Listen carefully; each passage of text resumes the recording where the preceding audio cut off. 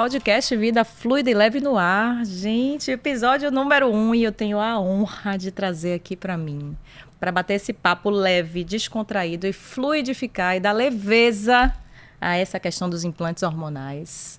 Doutora Cris Sá, minha amiga querida, ginecologista, com foco em cirurgia de ginecológica regenerativa, especializada em quê, Cris? Terapia sexual. Terapia sexual completa. É uma mulher completa e que vai com certeza ajudar a gente a fazer dessa coisa do implante hormonal uma coisa fluida e leve, da reposição uma coisa fluida e leve, porque o objetivo desse podcast é fluidificar e fazer com que as coisas sejam leves. Não é, Cris? O implante hormonal não precisa ser uma coisa pesada. A vida tem que ser leve, né, Ale? A vida tem que ser leve. Eu tô muito honrada de saber que eu estou aqui no primeiro episódio desse podcast. Com direito a canequinha, cafezinho. Esse convite. Tinha que ser um uma brinde, pessoa assim. Um brinde. A longevidade. A longevidade. Desse podcast. Amém, amém. Então, Cris, eu fiz um pequeno roteirinho, mas na verdade acho que esse papo vai fluir de uma maneira muito tranquila, porque eu sei que você traz na sua prática essa coisa da leveza, da verdade, da ciência no tratamento e na condução dessa questão hormonal da mulher, né, Cris? Porque o que a gente tem visto por aí? Eu vou trazer aqui nesse bate-papo nosso algumas questões que eu tenho de consultório mesmo com as minhas pacientes. Algumas coisas que elas trazem para mim e que eu, até como mulher, já em fase de reposição hormonal, tenho dúvida de como gerenciar isso por causa dos excessos, né? O nosso objetivo aqui é trazer a coisa de uma maneira mais leve. Primeiro, não é mais chip da beleza, né, Cris? Como é isso aí agora? Não tem mais isso aí meio que caiu por terra? Primeiro, para começar, não existe chip da beleza. Sim. Né? Eu acho que chip da beleza foi um nome terrível que criaram para um implante, né? Especificamente para um implante de gestrinona. E a gente precisa realmente desmistificar isso daí. Gestrinona não faz parte do rol de reposição hormonal, porque reposição, a gente repõe aquilo que a gente produz. E, naturalmente, a gente não produz gestrinona. Sim. Então, gestrinona é uma substância que a gente usa para tratar patologias, principalmente patologias estrogênicas, como endometriose, miomatose, TPM intensa, né? Sim. Então, a gente não pode banalizar o uso da gestrinona chamando de chip da beleza. Sim. Então, gestrinona, se a gente não produz, ela nunca pode ser uma coisa bioidêntica. Não, ela não é bioidêntica. Porque todo mundo fala, tô repondo bioidêntico, mas às vezes a pessoa nem sabe nem o que é bioidêntico. Bioidêntico é um hormônio produzido, mas que é igual ao nosso. Sim. Tá? Os hormônios, sim, ele é sintético, claro, né? Porque ele é produzido, a gestrinona é produzido, mas assim, ele é diferente dos outros que são sintéticos, que são diferentes do nosso. Ou seja, são parecidos com os hormônios que a gente produz, atuam ali nos receptores dos nossos hormônios, mas não são iguais os que a gente produz. Por isso que geralmente tem muito mais efeito colateral. Como, por exemplo, a pílula anticoncepcional.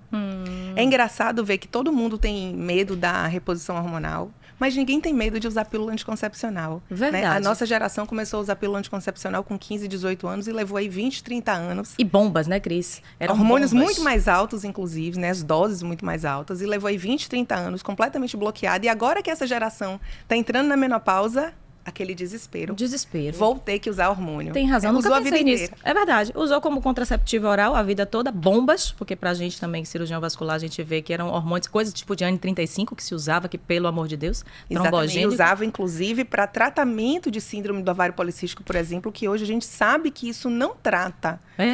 Não trata. Não trata. A síndrome do ovário policístico é uma síndrome metabólica baseada na resistência insulínica. Sim. E que a gente tem que tratar a causa. Entendi. O contraceptivo oral, quando ele é usado, ele apenas disfarça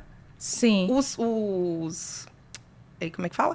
Os efeitos que a pessoa tem, né? Por conta da resistência insulínica. Então, ela tem hirsutismo, aquela pele cheia de pelos, tem a irregularidade menstrual, a pele oleosa, acneica.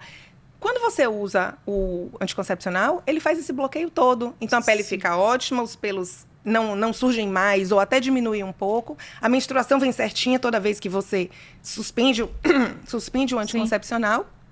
E você acha que está tratando.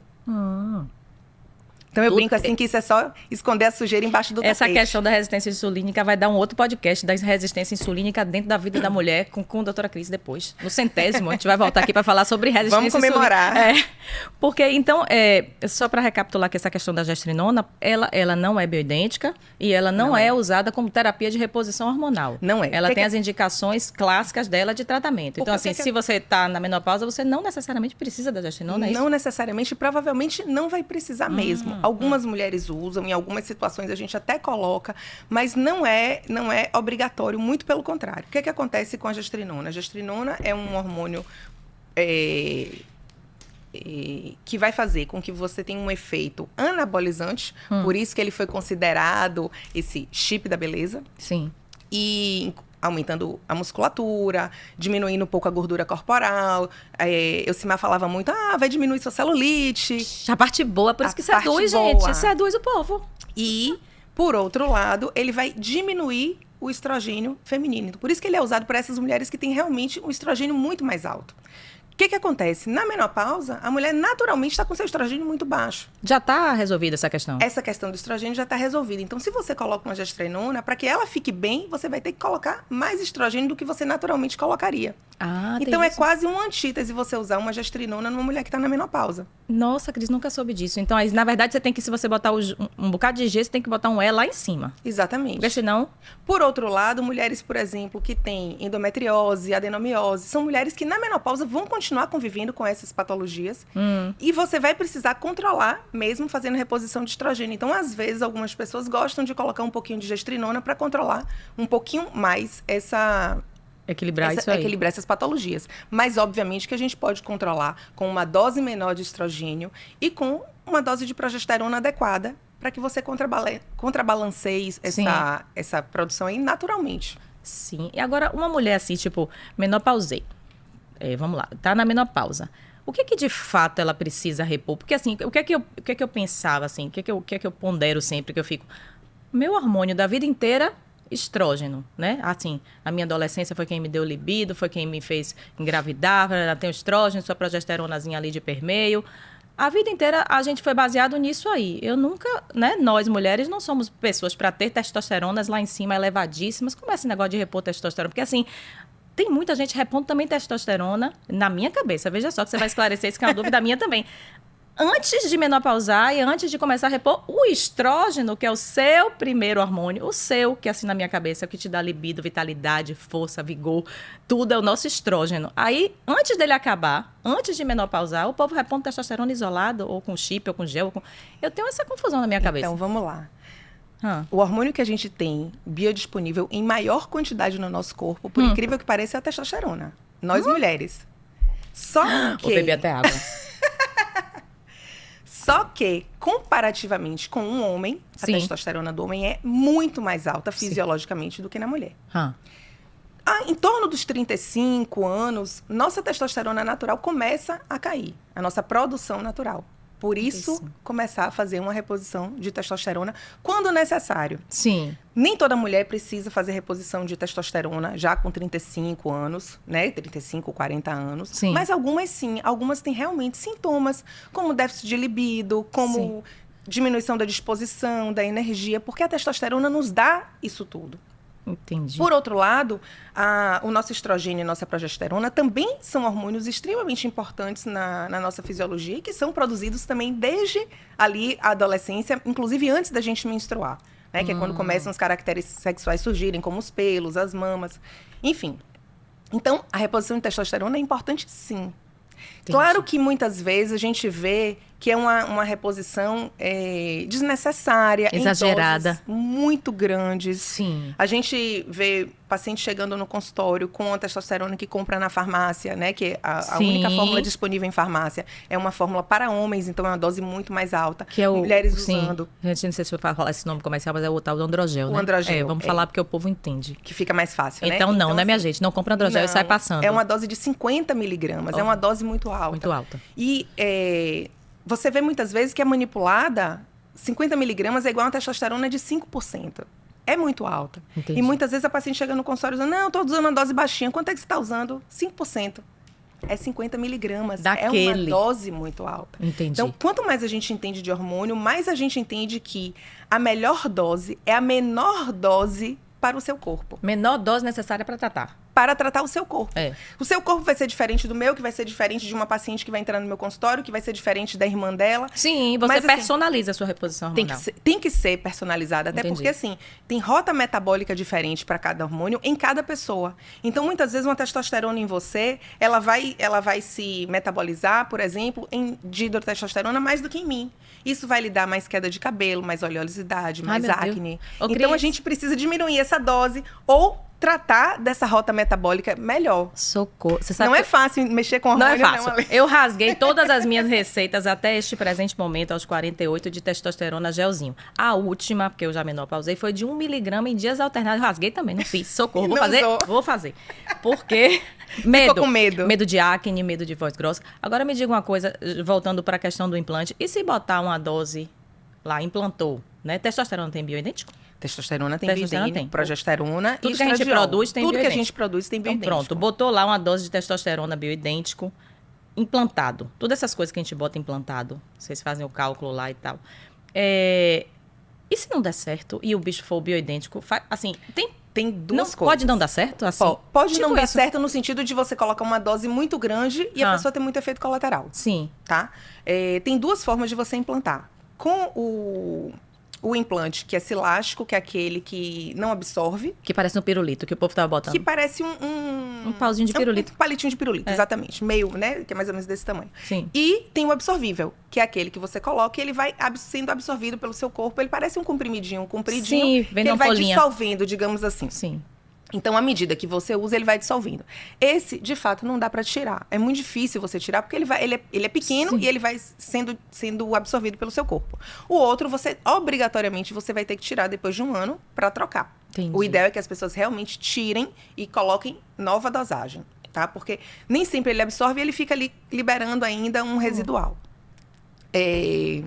Então, assim, é importante entender qual é a necessidade de cada pessoa. Nem todo mundo precisa de implante, nem todo mundo precisa usar transdérmico.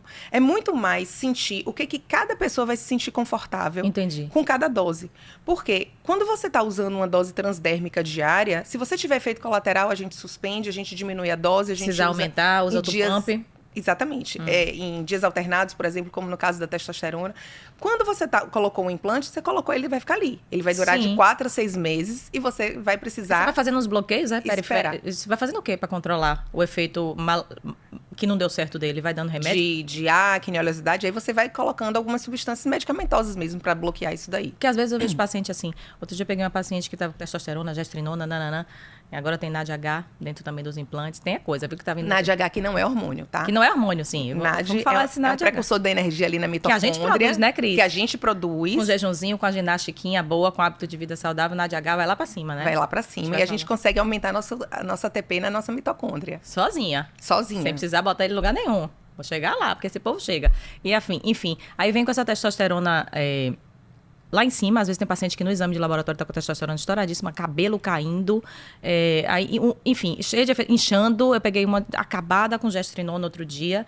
E aí o que é que acontece? Aí tá tomando para combater todos os efeitos do tal do implante, que na minha visão de não especialista em ginecologia, estava tudo muito alto. Tudo muito alto de dose. Então, ela estava tomando um diurético para combater a retenção. Ela estava fazendo minoxidil via oral, minoxidil no cabelo, tratamento de acne, microagulhamento capilar e não sei o quê. Então, assim, ela implantou um negócio E o custo financeiro só... só subindo. Eu digo, mulher, essa sua menopausa tá cara, viu? Porque eu disse a ela, eu boto um óvulo de progesterona 10 dias no mês e passo um gelzinho, acabou, não dá sem conto. Então, assim, e não tenho... Assim, o que acontece é que eu tenho visto, por conta dos excessos do implante, que não pode tirar, que agora a gente já está entendendo que o bicho é absorvível, se for absorvível, que é o melhor, né, Cris? Porque é o bioidêntico. O inabsorvível também é bidêntico. Ah, também é bidêntico. Também é bidêntico. Tá vendo? Não sabia disso. Então, esse absorvível que não dá mais para tirar, você tem que ficar combatendo os efeitos dele. Por isso que a menor dose é sempre o melhor. Quanto menor a dose que funcionar para você, menos efeito colateral você vai ter. Tipo, comece com a menor dose possível? Ou você... Comece com a menor dose possível. Sim, e vai botando mais se precisar. Eu tô numa mentoria de hormônios e tal, e quanto mais a gente estuda hormônio, mais a gente tem medo de hormônio. Medo no sentido disso, de entender que uma dose muito alta vai ter efeito colateral, com certeza. Entendi. Então, a gente realmente precisa começar com doses menores. E, às vezes, eu pego no consultório mulheres que vêm de outros colegas, de colegas que hoje estão começando a mexer com hormônio sem experiência nenhuma. Sim. E começam com doses muito altas. E vem a paciente toda complicada desse jeito que você está falando, né? Então, você gastou uma grana com o implante. Sim. E você começa a gastar uma outra grana associada para lidar com os efeitos colaterais. Perdeu o benefício. Será que se você não tivesse começado com uma dose menor, você estaria com aquilo tudo agregado? Perde os benefícios, né, Cris? E aí a gente precisa lembrar que quando você associa, por exemplo, uma testosterona a uma gestrinona, você ainda potencializa esses efeitos androgênicos. E aí é queda de cabelo, oleosidade, acne, engrossamento da voz, quando fala assim, aumento cabelo do caiu, clitóris. Eu já não tenho cabelo. Toda mulher fica, né? Jesus Cristo. Então, a gente precisa ter um pouquinho mais de parcimônia. Eu acho que a palavra é essa. Não ter medo dos hormônios, mas ter um pouco mais de parcimônia na hora de lidar com eles. Porque a gente vê que a reposição hormonal bem feita, ela transforma a vida de uma mulher na menopausa. Sim. E hoje, a gente tem realmente poucas contraindicações para que a reposição hormonal seja feita. Sim. Né? Você sabe que lá em 2002, quando lançou aquele estudo do WHI, sim, foi um boom, onde todo mundo parou de fazer reposição hormonal com medo dos efeitos colaterais. Sem lembrar do anticoncepcional que usou. Sem lembrar do anticoncepcional. E que ainda usava. Que usou e que ainda usava. Então, assim, nossa, você usou anticoncepcional a vida inteira, mas agora que você está com reposição hormonal, suspende, pelo amor de Deus, porque isso aí vai lhe dar infarto, AVC, câncer. Trombose, né? Então, assim... sem falar que, você sabe melhor do que eu, que uma gravidez por si só tem uma chance 10 vezes maior de causar uma trombose do que qualquer anticoncepcional sintético, né? Então, a gente tem que ter muito cuidado quando a gente fala isso e quando a gente propaga isso para que as pessoas não tenham realmente medo. Essa semana no consultório eu atendi uma moça que está na menopausa, cheia de sintomas, e aí conversei com ela sobre reposição, para a gente fazer uma reposição transdérmica, numa dose bem baixinha e tal. E aí, fiz a prescrição, conversei tudo com ela. E quando eu fiz a prescrição, ela... Doutora, mas isso vai me fazer mal. Eu disse, se você está pensando que vai fazer mal, não use. Porque assim como o placebo nos estudos mostram que a pessoa melhora usando um placebo... A cabeça da gente é tudo. Se você usar um hormônio, tendo certeza que ele vai lhe fazer mal, com certeza ele vai lhe fazer mal. Vixe, é verdade. Então, a gente tem que ter um pouco mais de leveza na hora de tratar. Deixa fluido e leve. Deixa fluido e leve. Eu agora já tô deixando leve na minha cabeça o negócio da testosterona, gente. Já tô achando que eu posso fazer 1 miligrama, porque se não der certo, é gel, eu diminuo, né? Você vai suspender. Eu vou suspender. Se você tiver efeito colateral, você vai suspender. Eu vou suspender. Pois é. Agora, vou explorar um pouquinho essa questão sua, dessa sua expertise em sexualidade, na verdade, com relação a essa questão do implante de testosterona para melhorar libido. O que eu tenho de concepção e o que eu já vi a respeito de discussões é que a testosterona, o nível sérico de testosterona não é o principal, baixo, não é a principal causa de libido baixa, que tem um monte de coisa, né, Cris? Se você estiver em Dubai com Brad Pitt, sua libido vai estar nas alturas. Ave Maria. Né? Tipo assim, me 2 diga aí. 2 miligramas de testosterona ali no exame de laboratório. Fale mais um pouquinho sobre isso, porque o povo pega assim o exame... eu tô repondo, porque a minha testosterona estava lá embaixo. Eu digo, a minha já passou do chão e eu ainda não tô repondo. Eu quero entender um pouquinho como é que tá esse contexto de libido versus testosterona. Então, 2 coisas.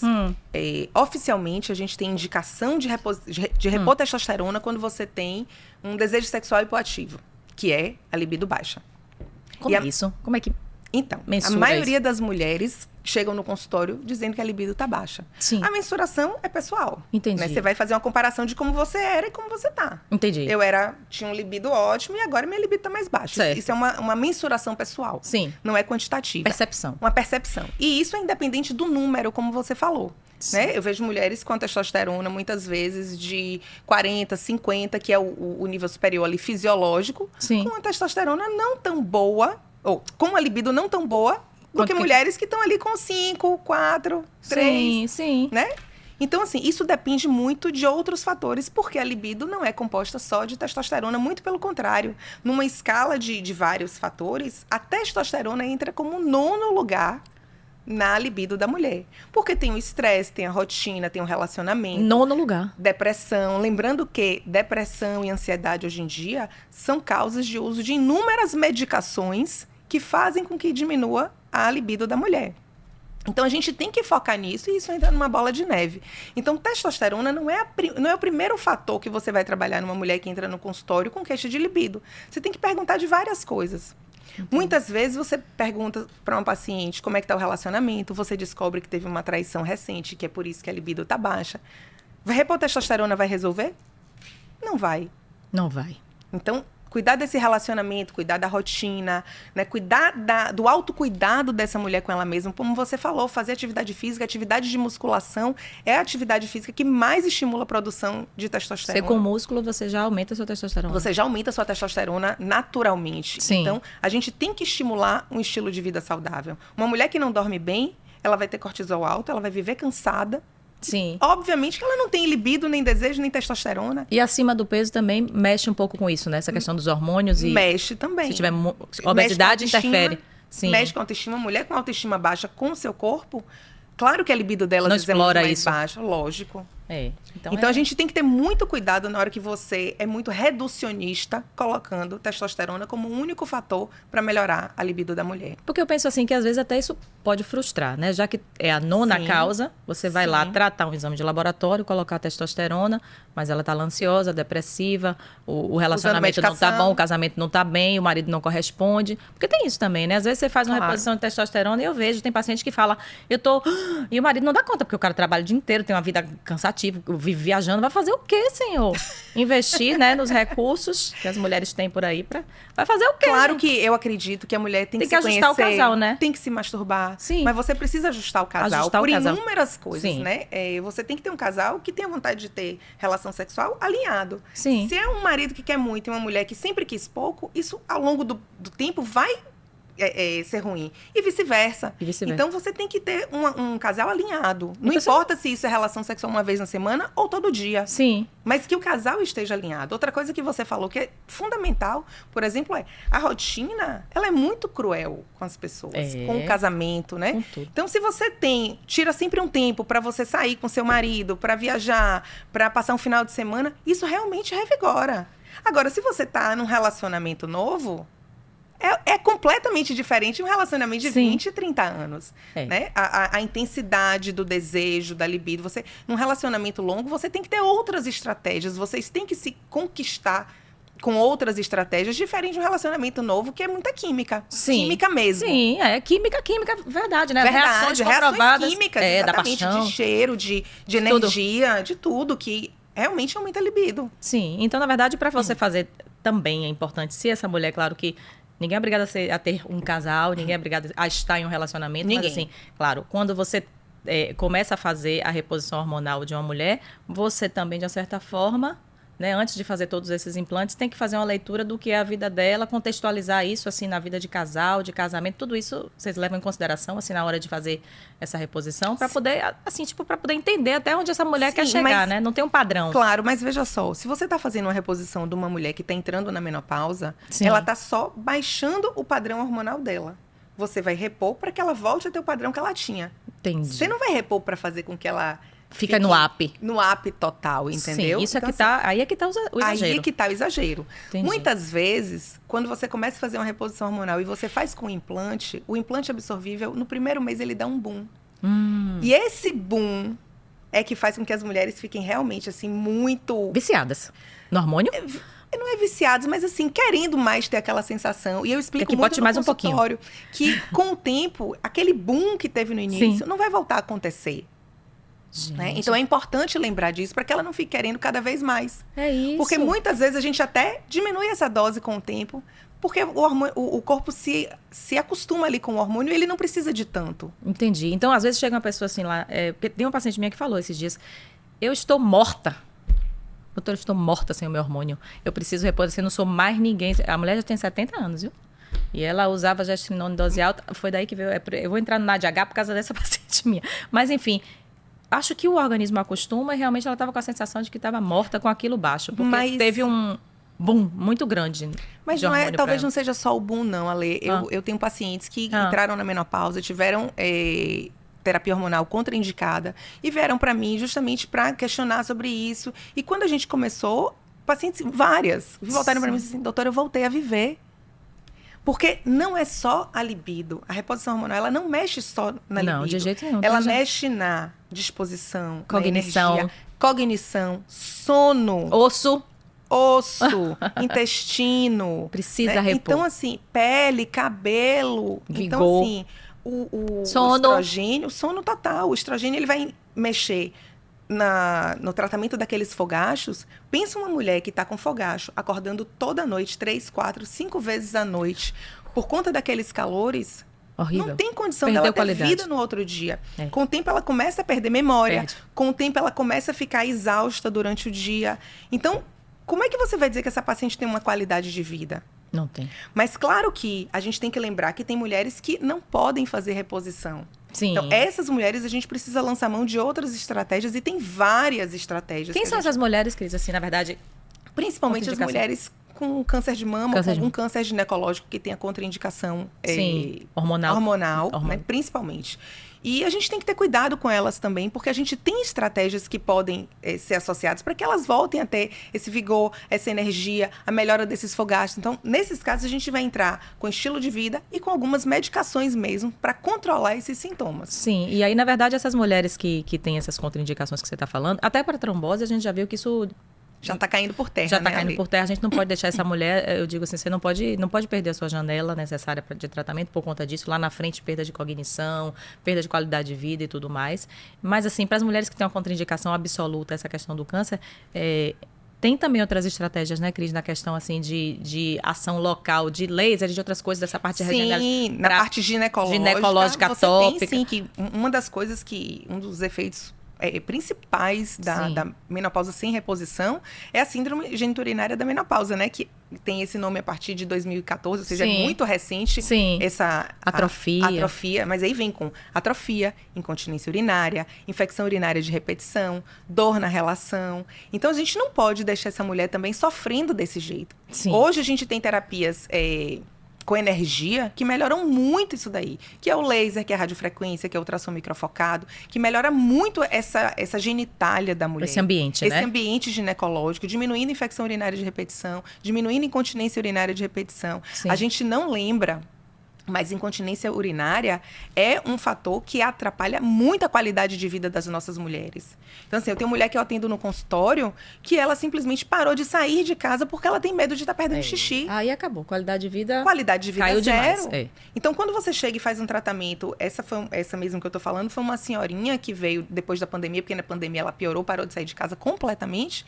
Ela voltou a sair de casa de dia, ela perde ainda um pouquinho à noite, urina, mas assim, de noite ela dorme com um absorvente e tal, mas ela disse assim, olha, eu melhorei demais, porque hoje eu voltei a sair de casa, eu não tenho mais medo de sair de casa durante o dia. É lindo isso, né? Porque aí a gente então, você está transformando a vida dessa mulher. A vida dessas mulheres. E de uma mulher que às vezes a gente está pegando assim pacientes com medo dessa questão do implante, porque o implante teve aquele boom e agora está aquela coisa do questionamento. Eu não quero implante. Algumas pessoas estão com medo dele, mas assim, não é para ter medo, pelo que eu estou entendendo. Não é para ter medo, mas assim, lembrar que não precisa ser só implante. Não precisa ser só implante para Pode tem ser outras vias. Reposição transdérmica. A progesterona é um hormônio que a gente prefere ou via oral ou via endovaginal, porque do ponto de vista transdérmico, ele não vai fazer proteção do seu endométrio. Sim. Que quando você estimula com estrogênio, ele pode proliferar, pode até fazer uma atipia. Então, a gente precisa fazer um contrabalanceamento com a progesterona, mas a progesterona não é só para isso. Entendi. Então, quando eu aprendi lá na faculdade, a reposição com progesterona era só para mulheres com útero. Sim. Hoje a gente não é mais? sabe... Não. Hoje a gente achava que era isso. Hoje porque eu falo assim, você tem útero, então não estão repondo sua progesterona. Porque o povo está repondo o resto esquecendo da progesterona. O povo que tem útero. Mas não é só para quem tem útero. Não, só para quem tem isso? útero. Gente, progesterona é bom para osso, progesterona é bom para o sono. Para o sono, é verdade. Então, assim, é muito importante que a gente reponha a progesterona em todas as mulheres. Agora, as mulheres que têm útero precisam de uma dose maior para fazer proteção endometrial. E se tiver útero e tá com Mirena, que faz aquela progesterona local, também faz uma progesterona sistêmica, então? Pode fazer. Adiciona? Adiciona, mas você pode adicionar numa dose menor, por exemplo, já que o endométrio tá ali protegidinho. Entendi, mas tem que ter sempre a progesterona. Tem que ter sempre a progesterona. Eu achei que progesterona era só pra quem tem útero. Então, não é. Ah, sim. Mas foi assim que eu aprendi há 20 anos atrás na faculdade. Entendi, eu fiquei lá. Então... Gente. Mas, Ale, eu vejo que ainda tem muitos colegas que ainda estão lá. E tem os que não dão a progesterona de maneira nenhuma. Que não dão hormônio nenhum. Eu tenho pacientes com útero que estão com endométrio espessando, e é um ginecologista. É um ginecologista que está fazendo a reposição hormonal. E esqueceu do útero da criatura. Então. E tipo assim, vai fazer uma ablação de endométrio no centro cirúrgico, porque não está tomando a progesterona e nem o Mirena. E nem nada, gente, que coisa então, louca, né? É isso aí que a gente... É isso que eu tô falando, assim, a gente precisa realmente ter muito cuidado na reposição. Uma reposição bem feita, eu digo até que ela salva uma vida. Verdade. Como você tá falando, assim, é uma mulher que estava lá se sentindo morta e ela volta a viver, ela volta a ter energia, né? A falta de reposição leva até a depressão. É verdade. Né? Então, a gente melhora muito. E quantas pessoas estão aí em depressão, tratando só com medicamentos antidepressivos, sem cuidar da parte hormonal?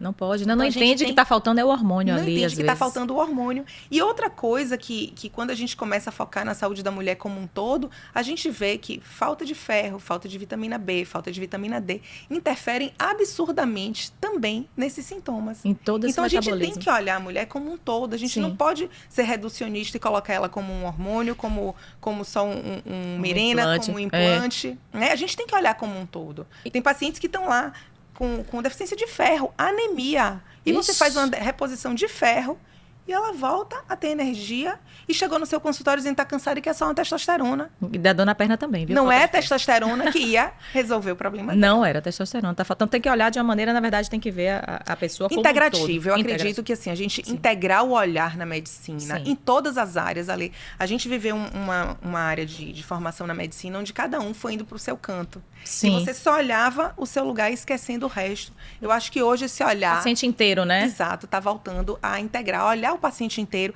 integrar como mente, alma, corpo. Tudo. Né? Então, alimento.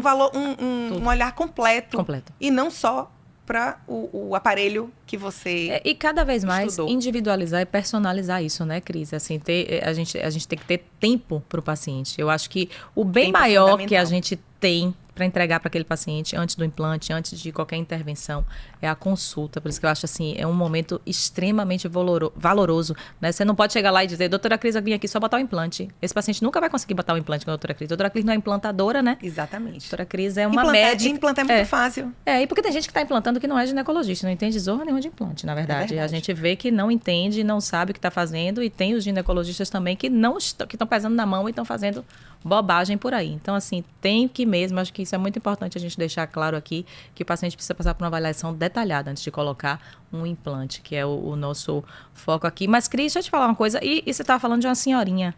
Tem idade para implante? Ou o implante é só uma via de reposição que você pode adequar a qualquer idade? Porque tem implante até para ser contraceptivo, até adolescente pode usar também implante. Não, é implante mesmo. Implante contraceptivo. Existe uma marca de implante que todo mundo fica associando isso à reposição, mas é o único no mundo, né? Que você coloca aqui no braço, que dura 3 anos. Sim. Isso pode ser usado a partir da adolescência sem contraindicação nesse sentido, Nesse sentido. E a vovó? Tipo assim... Gente, a vovó não, porque agora os 60 são os novos 40, e a gente tem mulheres com 64, 65, 70, que estão cheias de vigor e querendo Minha mãe tem 70 isso. e usa implante até hoje. Então, e qual é o limite? Tem limite? Não tem limite para você fazer a reposição hormonal, para você manter uma reposição hormonal, mas para você iniciar, a gente ainda tem. Por quê? Porque os estudos mostram que entre 7 a 10 anos seria a janela de oportunidade de você introduzir uma reposição hormonal. Por que essa janela? O que é uma janela? Como assim? Seria o período onde ela entrou na menopausa, ou seja, de 7 a 10 anos depois da menopausa. E menopausa é só a data da última menstruação daquela mulher. Naquele período é o período ideal para você repor? Ou é o período único que Na você verdade, tem que se a gente puder escolher um período ideal, seria antes, inclusive, dela menopausar. Entendi. Mas depois dessa janela... que ela já começa a ratear os hormônios dela. Entendi. Depois dessa menopausa, que é aquela data da última menstruação, ela teria um prazo de 7 a 10 anos para iniciar uma reposição hormonal. Por quê? Porque depois desse período se vê que os riscos de efeitos cardiovasculares podem ser maiores do que o benefício que ela vai ter com a terapia de reposição. Então não percam a janela, atenção, não percam.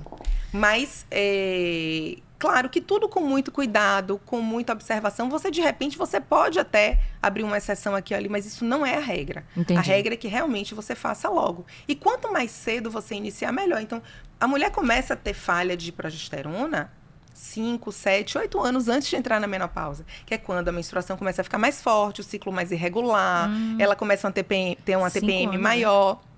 Então, nessa fase, você já pode começar a repor uma progesterona, por exemplo, que vai dar um equilíbrio maior para o ciclo dela, para a vida dela, para a energia dela. Então, ela já vai começar uma reposição. Não precisa repor tudo desde cedo. Entendi. Entende? Outra coisa que a gente precisa falar, mulheres que entram na menopausa precoce precisam de mais reposição até do que as que entram mais avançada, porque imagina você entrar na menopausa com 35, 38, 40 Muita anos. perda de vida. Não só de vida, mas assim, até do ponto de vista ósseo. Fisiológico. Você tem uma perda muito grande, cognitiva qualidade muito de vida grande. Então, essas mulheres precisam, inclusive, mais de reposição hormonal do que as que entram mais tarde. Mulheres que entram numa menopausa cirúrgica. Precisei fazer uma cirurgia, tirei os ovários. Sim. Precisa muito daquela reposição hormonal. Logo, porque é da noite pro dia. Cognição, preservou tudo. Ela dormiu com hormônio, no outro dia parou de produzir. Pronto, operou, no outro dia já começa a repor.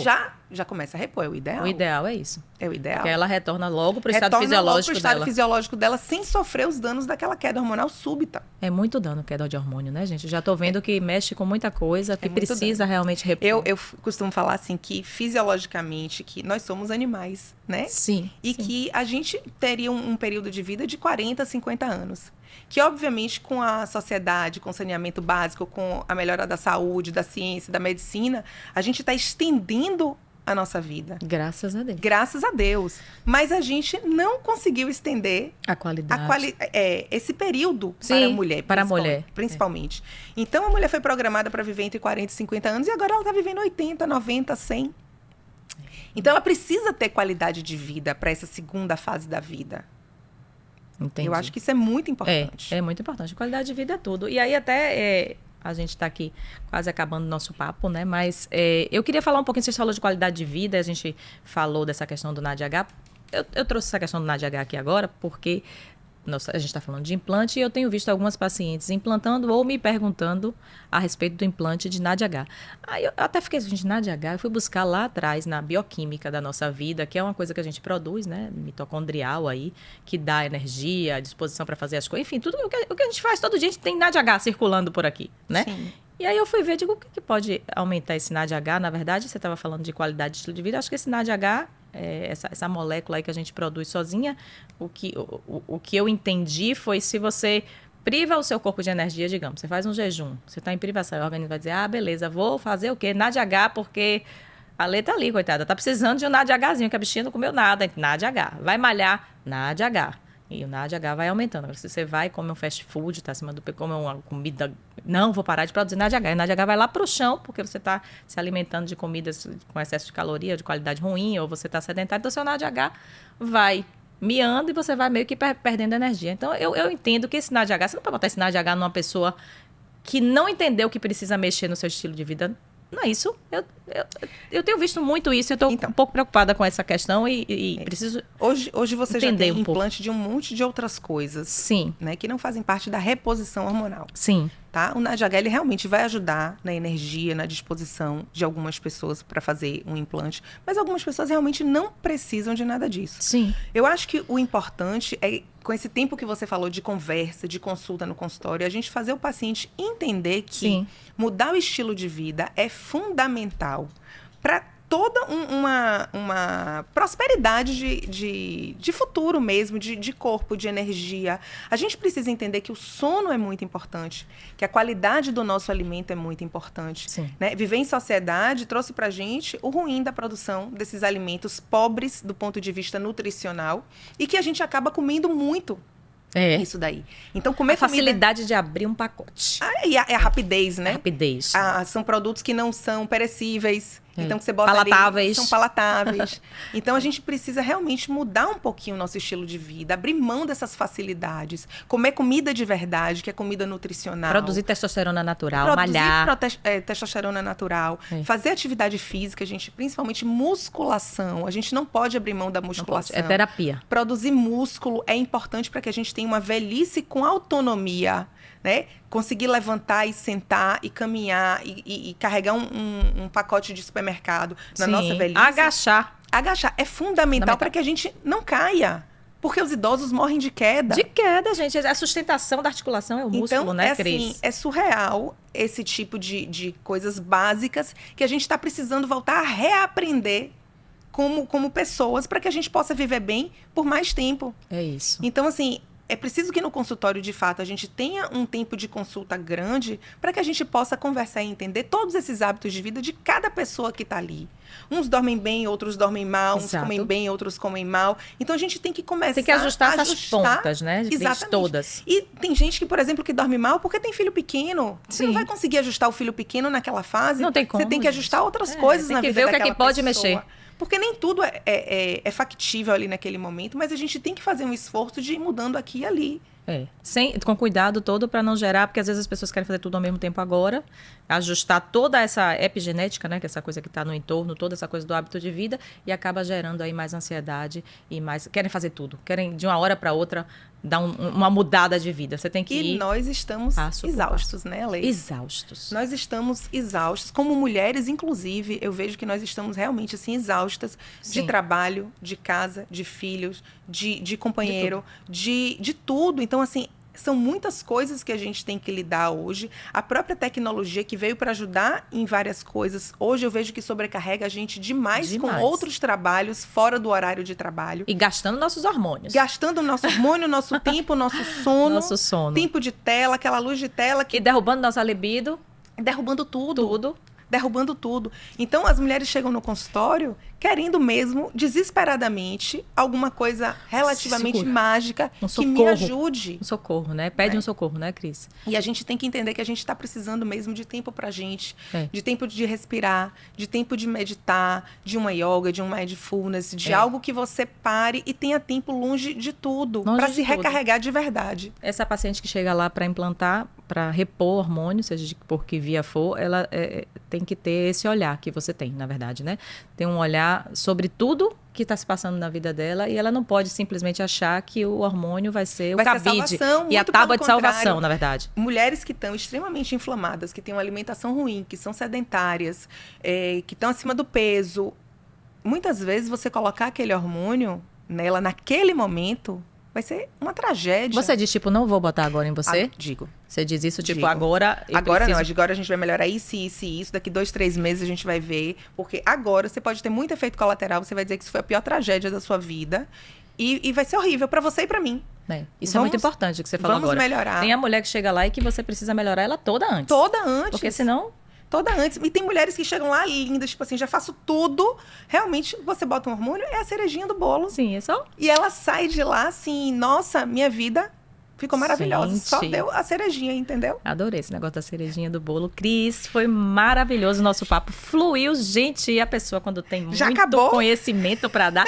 Estamos caminhando para os finalmente. Eu queria te agradecer. Mas assim, eu vou explorar ainda muito mais isso aí, porque... Você vê que a gente começou a falar de implante, passando por reposição hormonal, falamos de NADH, chegamos até, passeamos pela masturbação, na libido, enfim. Um pouquinho de cada coisa, né? Um pouquinho de cada coisa, porque você realmente é isso, né, Cris? Eu estou muito feliz em ter começado esse primeiro episódio com você, inclusive, abrindo isso, porque já me deu vários insights para próximos temas, né, para fluidificar e dar leveza à vida das pessoas. Enfim, eu queria que você fizesse uma consideração final sobre essa questão, assim, do implante, porque... esclareceu muita coisa, me ajudou pessoalmente, como profissional, já vou ter um feedback diferente na próxima consulta que eu tiver, que elas trazem essas questões para mim. E eu queria uma mensagenzinha sobre essa questão do implante, como é que você enxerga isso, para a gente concluir aqui lindamente, leve e fluidamente. Primeiro, eu quero agradecer pelo convite, por estar abrindo esse podcast, que fiquei muito feliz de saber disso hoje. E eu acredito que mulheres não tenham medo da reposição, mas procurem alguém de confiança que tenha experiência em reposição hormonal para fazer o seu tratamento, para cuidar de você. Que isso, de fato, é o mais importante. Cuide de alguém... Procure alguém que cuide da sua dose, que veja uma coisa personalizada, Sim. que cuide de você como um todo e não simplesmente diga, olha, vou botar um implante simplesmente. Repor hormônios não é só usar implante. Tem outras vias, tem outras possibilidades. Então, tenham cuidado, mas não tenham medo. Eu acho que isso que é o mais importante. Ai, que lindo. Tenham cuidado, mas não tenham medo. Eu estou até sem medo agora, gente. Tô sem medo, tô feliz, porque eu tô sem medo. Isso está fluido, está leve na minha mente e assim vai ficar na cabeça de todo mundo que assistir esse podcast. Que coisa boa. Um beijo. Beijo, obrigada. A canequinha. Vamos Amém. mais um brinde de canequinha. Brinde. A caneca é sua. Obrigada. Pra você lembrar desse podcast. Obrigada. Você vai voltar. Vou voltar. Beijo.